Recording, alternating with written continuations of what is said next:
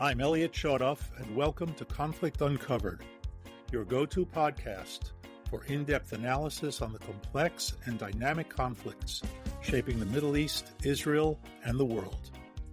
Join us as we delve into the latest developments, historical contexts, and the geopolitical forces at play. We bring you the insights you need to understand the issues that matter most. Stay informed, stay engaged, and uncover the truths behind the headlines. Hi, and welcome to Conflict Uncovered. I'm Elliot Chodoff. With me is my good friend, colleague, Zev Yuslam. And today we're going to take a bit of a break in the long road to October 7th and relate to the things that are happening literally as we speak. And that is the developing saga of an agreement between the United States and Iran. Zev, agreements are good things, aren't they? Better than disagreeing. You know, as we've talked online and offline, I am an Israeli, I am an American. And it's almost like a split personality where the American part of me, that is the heart and soul that was raised in America with family and friends and colleagues who are melting down and making presumptions and assumptions about what this all means. Um, in the midst of confusion and vague understandings. Here, the self that is me, that is Israeli, is mildly anxious, which I had recovered, and I became a durable Israeli during the war. I'm mildly anxious, but have learned to not make presumptions or assumptions about what will happen. But I am most curious, given there is so much conflicting information, other than we do know the trend in history of the Iranians and the radical Islamists. But what are your thoughts about all of this? What are your opinions? What's your impressions in the context of what's happening now, in the context of the long history of warfare? So let me start by saying we don't know the context. We don't know the text. It's being kept secret. The official text. There are all sorts of leaks. There are all sorts of spins, and I'll come back to them in a moment. Israel has requested to be shown the memorandum of understanding. The request was denied. The public has not seen it. Just for the record, we're recording this on Wednesday afternoon, June 17th in Israel. The memo has been electronically signed for a few days. It's supposed to be physically signed on Friday in Switzerland, so we're a couple of days after and a couple of days before. And outside of the few people who, presumably those few people have seen it, who are signing it, nobody else has. And we have leaks and speculation and hints and spin. So let's start with that. It's not a deal. It's a memorandum of understanding that sets the framework for negotiations over 60 days with a possibility of extension indefinitely for 60 times 60 to the n+1.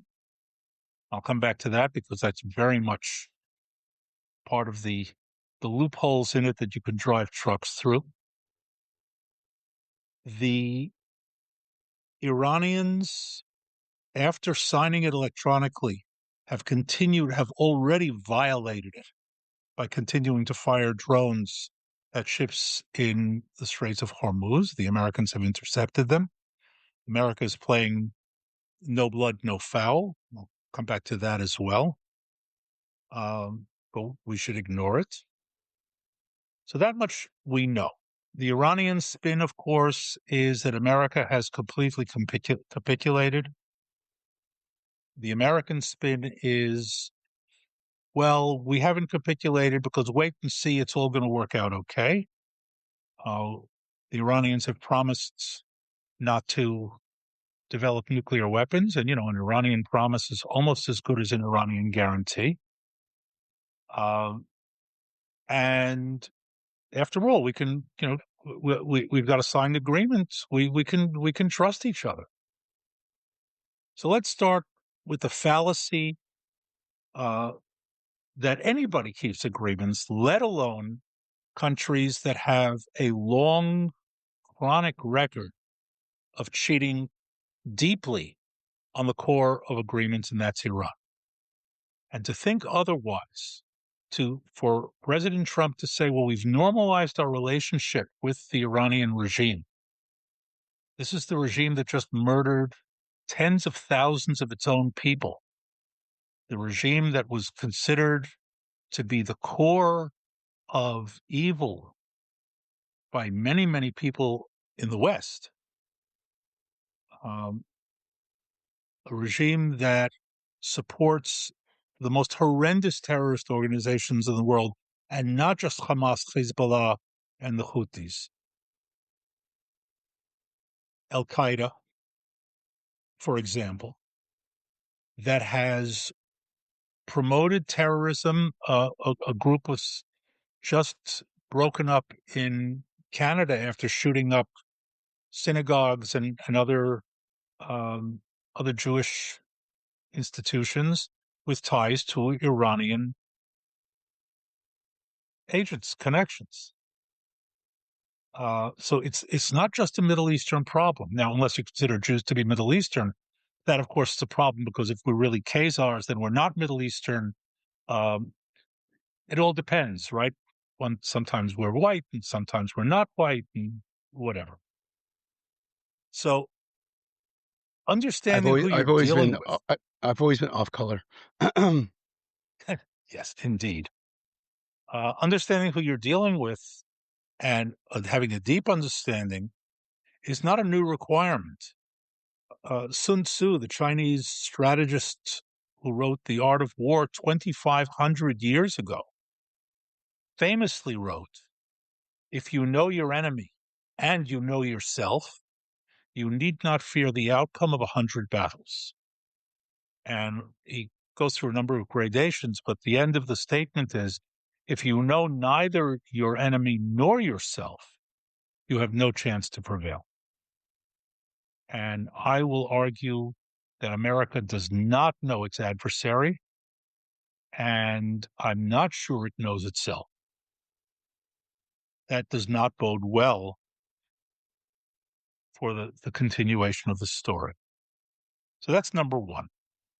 Number two, as usual in these types of negotiations, and we've seen it with Israel and the Palestinians, we've seen it with Israel and Arab countries, and some agreements have some good built-in guarantees. Not every agreement is a bad one, but we need to understand that for the most part, we, the West, are giving material, irreplaceable, unreturnable goods in return for promises that, even if kept, are reversible. In other words, America's talking about giving tens and hundreds of billions of dollars to Iran, and Iran has promised for 60 days not to mess around with the Straits of Hormuz, and they're already doing it. Now, it's an old trick. They will shoot dozens and dozens of drones until they're called on it, and then they'll stop and say, "See what good guys we are?" So that's on that level. I've always said, and I will continue to say this even next week, when hopefully we will have the text of the MOU made public. The issue will not be the agreement. The agreement is only part of it. We saw this with the JCPOA of Obama, and we saw it in all sorts of things, including, when we get back to it, the road to October 7th. The agreement is only the first part of it, and frankly, the less important part. Enforcement. Zero tolerance for violation is far more important than the agreement itself, with one caveat, and that is the agreement is well written to begin with. Now, I saw a report, and here again, who knows whether any of these reports are true or not, that the agreement is intentionally vague and Iran's concessions are not written into it. This was an American report, because the Iranians asked that they not be written in because of domestic issues in Iran. Now, this is one of the oldest con game tricks in the book. We're going to sign an agreement. You and I have an oral agreement, but we're going to have a written agreement that's different because I've got to show it to my wife. So you and I are going to sign something that is not what we've agreed upon. It's going to be much more in my favor because I have to sell it to my wife, my parents, my friends, my bank, whatever. But you and I both know that this isn't the real agreement. And then you sign it. And you come back to me tomorrow and say, well, what about our oral agreement? What oral agreement? What are you talking about? I've got a signed agreement. And yes, I know you don't know, or I suspect, but the question I have, and it's a reasonable question, I think, is where is the American naivete in all this? I mean, it's total. It's total. there's some bright people there. There's some sophisticated people, aside from some who aren't. Look, you and I both grew up in the United States. We know how difficult it is culturally to look somebody in the eye and say you're a liar. We know how difficult it is culturally to say, I don't trust you. When somebody says, what, you don't trust me? Bigot. Uh, okay, the Iraqis did it after the Gulf War. This was a classic. They signed an agreement on no-fly zones. And the Americans said, well, in the paragraph on no-fly zones, you have to specify fixed wing and rotary wing aircraft. In other words, regular planes and helicopters. And the Iraqis said, no, you don't. You just say aircraft. We all understand what that means. And the Americans said, well, but it should be specific. It's aircraft is specific. We all know what it means. So that's how they signed it. And of course, the next day they were flying helicopters over the no-fly zones. The Americans said, you're violating the agreement. They said, where does it say rotary wing? And they're right. An agreement of this type has to have all of its T's crossed, all of its I's dotted, and worded in such a way that nobody no how can mistake it for anything else, leaving nothing to guessing and chance. And I will guarantee you, because it's the nature of the American negotiator, to say, this is understood. Nothing is understood. So we're talking about a conflict of cultures. Where Americans can't be Yes. mean or direct. I mean, I'm generalizing, but to some degree, and have to tell the truth all the time, because we are good Boy Scouts. And again, without overgeneralizing, but this aspect of Iranian culture or other aspects of related Islamic culture don't always have to tell the truth, or not as we think of the truth. Yes?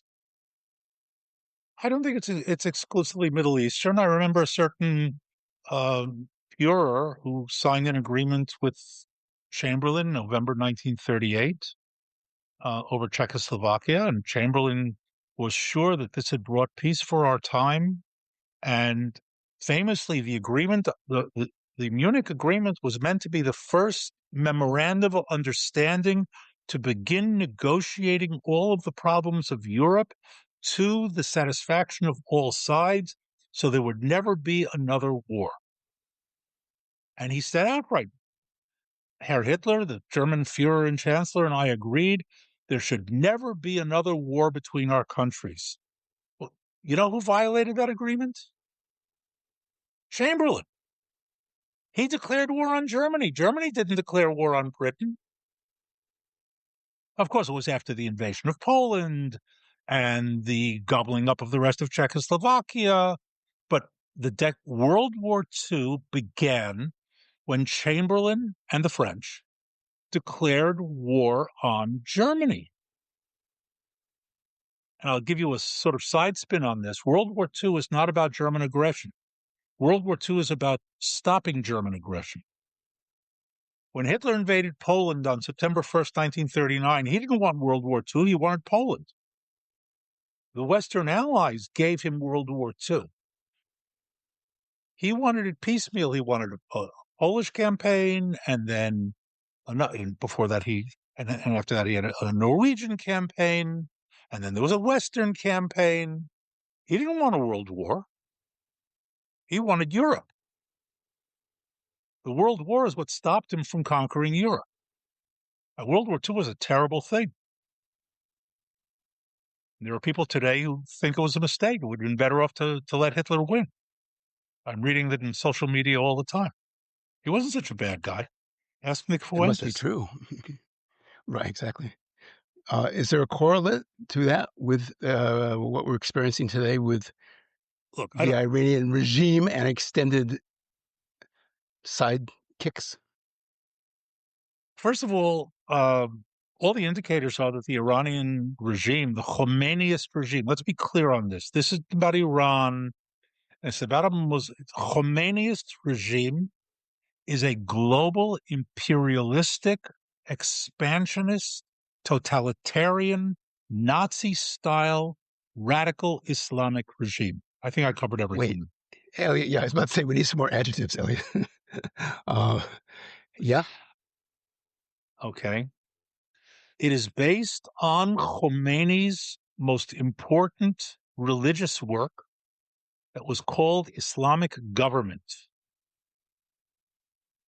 In other words, his most important religious work was not about charity, and it wasn't about relations between Shiites and other Shiites, or between Shiites and Sunnis, and between Muslims and Jews, and uh, what kind of meat can you eat? Anybody's familiar with Jewish religious texts, those are the categorical kind of topics, um, and holidays, and no, Islamic government. And by the way, paragraph 2, page 1 of Islamic government reads, the Jews have always been the enemies of Islam. It took Hitler over 20 pages to get to the Jews in Mein Kampf. It took Khomeini 1 paragraph. So that's who we're dealing with. This is an ideological regime that is run by Islamic Revolutionary Guard Corps. And by the way, for those, I've corrected people who are really surprised because they've been dealing with IRGC is not the Iranian Revolutionary Guards. It's the Islamic Revolutionary Guards. And its purpose is to defend and export the Islamic Revolution. So yes, when you're dealing with a hardcore, radical, ideological regime, and I'm intentionally not saying religious here because I can give you other hardcore ideological regimes like the Nazis, you have to look at things a little bit differently. And yes, they lie. In an interview many, many, many years ago, they caught Yasser Arafat in one of his chronic lies. And in this case, the interviewer, I forget who it was, had the wherewithal to say, but you're lying. And Arafat, without batting an eye, looked straight into the camera and said, and this is almost a verbatim quote, I believe in my cause. I would kill for my cause. Why wouldn't I lie for it? And we look and say, what? But yes, it's not exclusively Arab, Muslim, Middle Eastern. If you believe in your cause, you'll do anything for it. If you're coming not from a pure Western way of thinking. Elliot, this is a supposition. If right now, uh, The good leadership, defined, however, of America was listening to this and your discussion about deception and obfuscating contracts and agreements, and they were listening to this. Dot dot dot. Can Westerners absorb this? This is an intelligent, factual conversation. This isn't based on bias and bigotry and presumptions and stereotypes. It's based on factual history. What is missing on the American part of not getting this? Not factually, but your impressions or your thoughts about it. A few things. First of all, most American negotiators, and I'll include the brilliant, and I say that sarcastically, dynamic duo of Witkoff and Kushner, are used to, and Trump for that matter, are used to negotiating real estate deals. And in a real estate deal, there are two elements that are completely missing here, leaving the context of war and international conflict and all. There are two elements that are absent in this context. The first is that when you sit down to negotiate a real estate deal, or a purchase deal for that matter, or a car recently, the people sitting across the table from each other have a common interactive goal. As a matter of fact, many real estate contracts begin with the statement of the interactive goal. Side A owns a piece of property and wants to sell it, and side B wants to buy that piece of property. That's the preamble to the contract. Okay, we now understand that we are both tied into this in a relationship where one complements the other. And then you negotiate the terms and the cash and the payments and the whatever. That is not the case here. The two sides sitting down to negotiate do not have common goals. They are in conflict. And I will say outright, and this is not the first time in American history this has happened, America is negotiating to end the war, and the other side is negotiating to win the war. And it is using the not ending of the war as a means to get America to allow it to win. Because it understands that America wants to end it and is willing to pay a high price, including defeat, in order to end the war. It happened in Vietnam, and what the Americans agreed to, they negotiated, was a decent interval. You can have South Vietnam, they told the North Vietnamese. Just give us a couple of years so it doesn't look like you're marching in on the tails of our retreat. Peace with honor. Okay. So there's an excellent book written on it afterwards called No Peace, No Honor, but leave that for a moment. It's also reminiscent of Churchill's quote after the Munich Agreement, where he got up and said to Parliament, you were given the choice between war and dishonor. You chose dishonor and you will have war. This is a very, very difficult thing for Westerners in general and Americans in particular to understand, because who wants war? And the answer is there are a lot of people out there who do, for its own sake. For the and this American mind, um, so many people have died. Aside from those who they killed as citizens, so much of their leadership, so much of their material, so much of their infrastructure has been destroyed. It appears from 2,000 miles away or 1,500 kilometers away, whatever we are, that doesn't matter to them. Where Doesn't to matter to them. America, it would be destruction. It would be, we lost, again, no minimizing of this, we lost two buildings 25 years ago. And that was it. There's something so different with the Iranian mind, Iranian, Khomeini mind. Um, there is No, the something so, totalitarian mind. yes. The totalitarian mind. The population is not who you answer to. They are responsible to you. You're not responsible for them. You're not a public servant. You are the power. It's a core of fascism, totalitarianism, Nazism, Khomeinism, radical Islamism. And I'm emphasizing radical Islamism, not Islam. I understand. Yes. Okay, as a religious political belief ideology. The people just don't are not a consideration. Look at Gaza. Look at Lebanon. They don't care That because is winning is beyond what matters. the Western mind. Yes. Listen, when Golda said it, what was it, 60 some odd years ago, that there'll be peace when the Arabs love their children more than they hate us. People would say, how can you not love your children? I still think that hasn't changed. Okay. Look, the American leadership, despite the triad that you mentioned, must have consulting true experts, true proficient, knowledgeable people of the Khomeini regime. Are they not? I mean, you don't know the answer, perhaps, but it's hard to believe that with all the resources, that there isn't some words of perspective and other people You know besides what? Elliot talking about the art of war.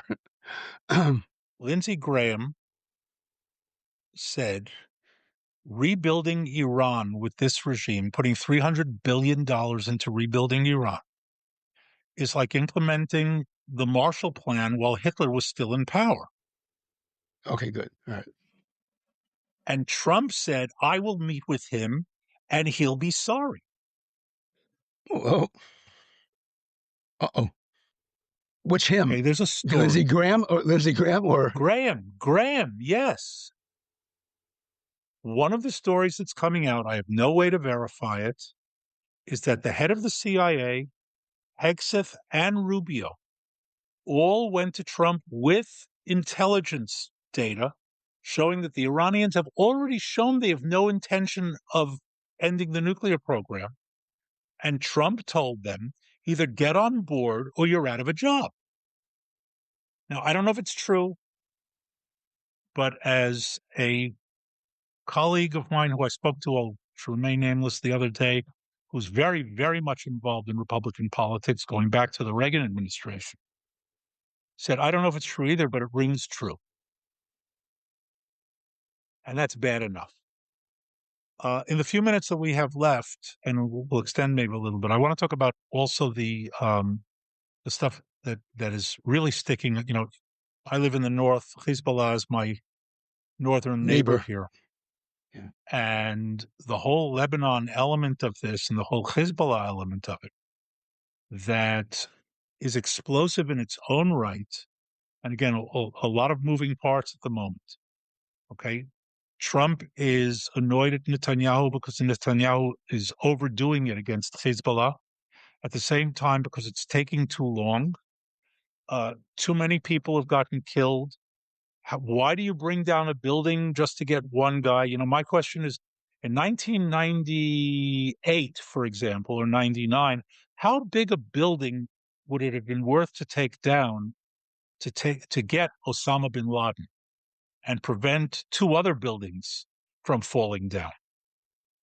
The whole equation is wrong. And by the way, I am not a great fan of the taking out the buildings in the Dakhia for symbolic reasons, which is what we've been doing the past couple of weeks. In other words, I have my own criticism of the strategy, but the implication of it is you shouldn't be hurt. Too many people are getting hurt. Now, so they fired a few rockets into Israel. So they launched a few drones into Israel.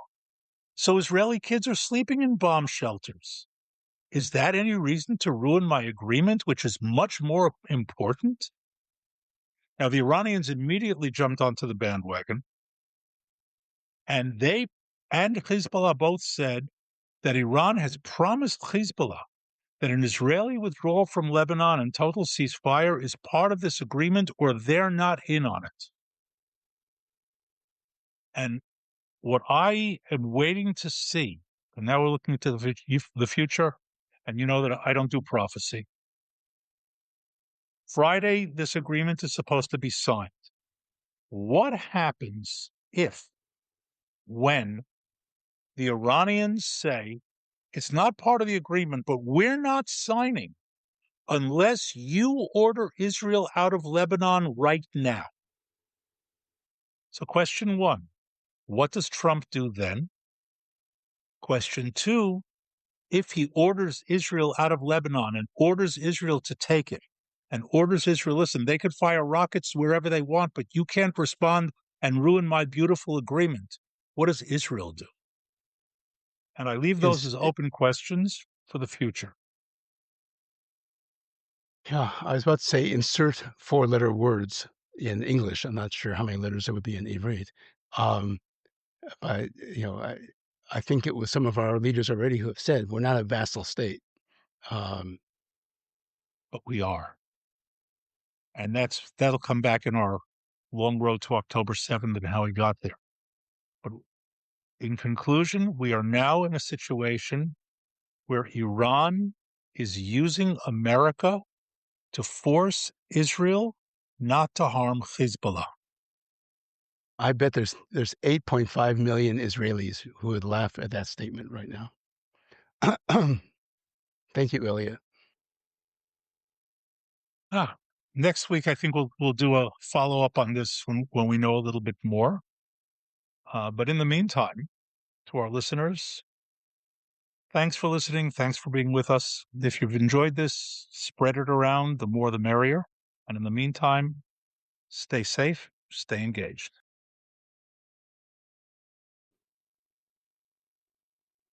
Thank you for listening to Conflict Uncovered. As always, it's been another rough day in the Middle East. We hope you found this episode insightful and engaging.